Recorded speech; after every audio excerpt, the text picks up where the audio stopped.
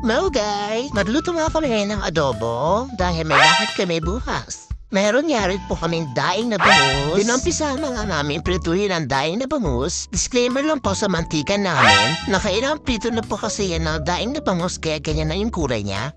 Tinuruan nga pala ako ni ate magluto ng mga babaunin bukas. Kasi ako yung nagluto ng adobo ngayon. Inilagay ko na nga yung binabarong salt at naglagay na din ako dito ng oyster sauce.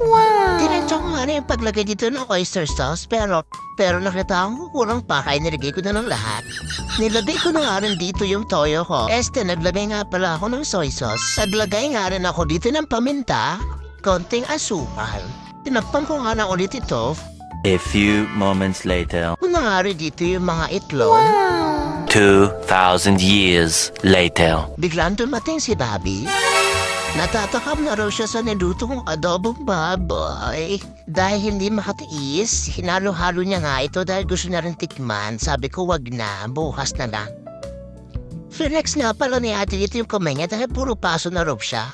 Kung makikita niyo mo si Bobby, kaya na lang kain, hindi makatiis. At ito na nga pala yung adobo luto na, kaya nilagay ko na sa lagayan. Ito pala itsura ng adobong baboy ko. Tapos na rin parang prituhin ni ate yung daing na bangus namin. Kaya diktitan tayo na kailangan namin maglinis para makapagpahinga na rin kami. Naman po, salamat sa panonood.